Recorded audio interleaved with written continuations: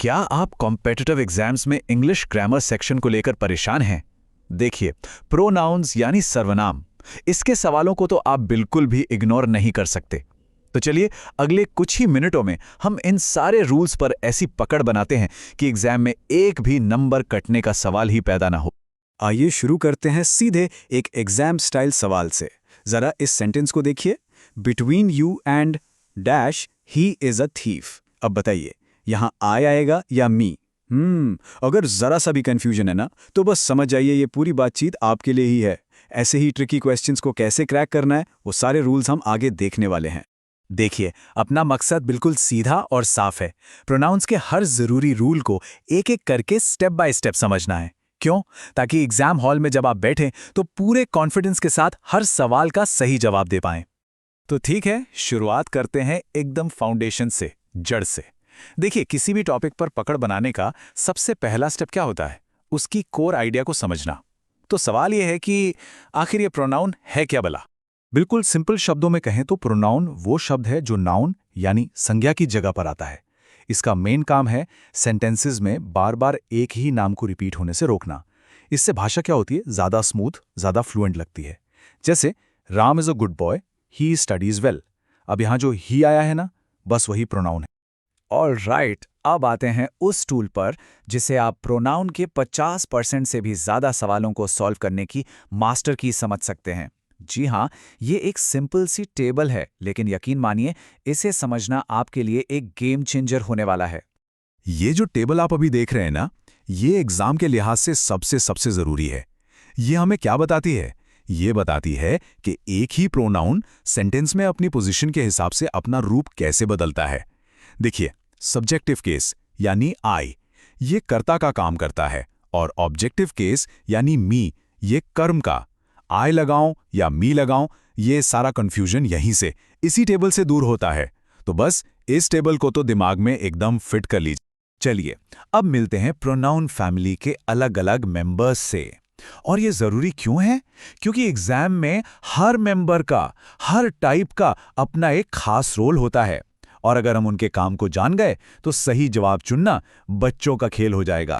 तो सबसे पहले आते हैं personal pronouns.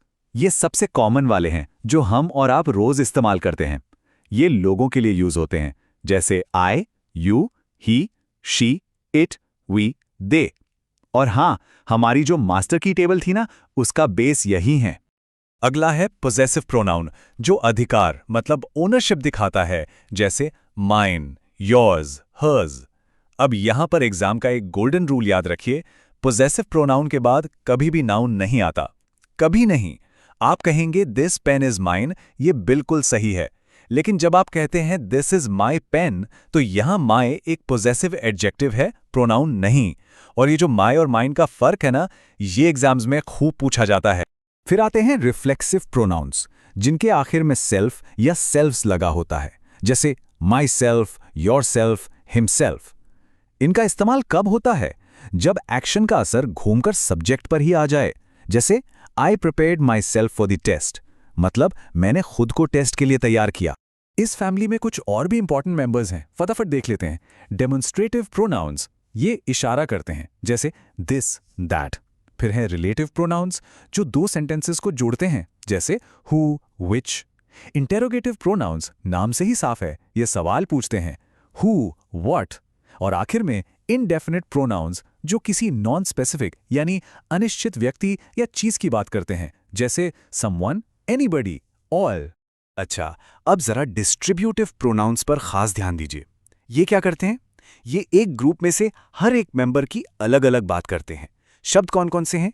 Each, either, neither. और मैं इन पर फोकस करने को क्यों कह रहा हूं? क्योंकि ये शब्द एक बहुत ही कॉमन एग्जाम ट्रैप की जड़ हैं, जिसे हम आगे देखने ही वाले हैं।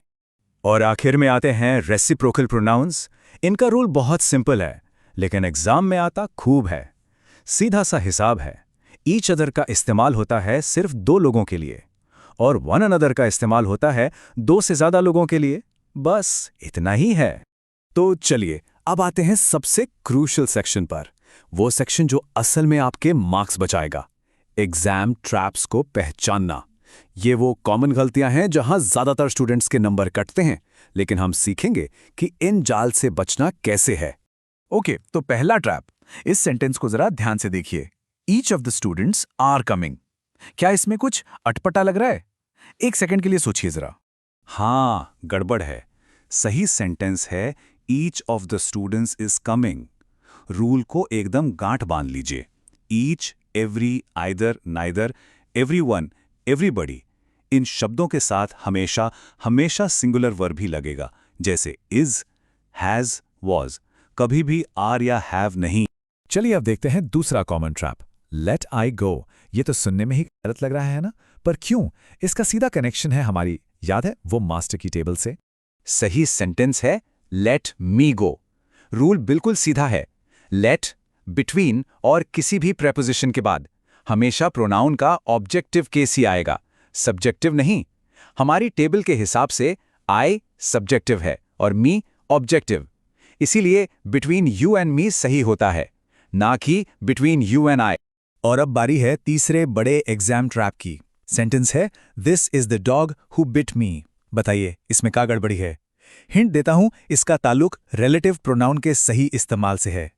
बिल्कुल सही जवाब है, this is the dog which bit me. Rule बहुत क्लियर है और इसे याद रखना है।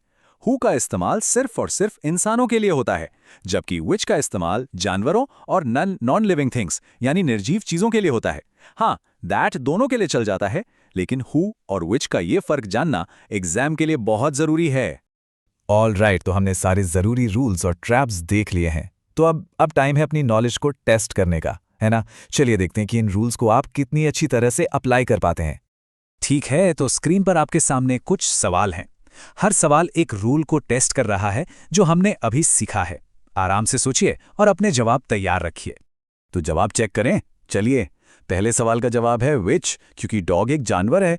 दूसरे में आएगा हैज़, याद रखिए फॉर्मल इंग्लिश में नन को सिंगुलर ट्रीट करते हैं। और तीसरे का जवाब है मी, क्योंकि बिटवीन के बाद हमेशा ऑब्जेक्टिव केस आता है। कितने सही हुए?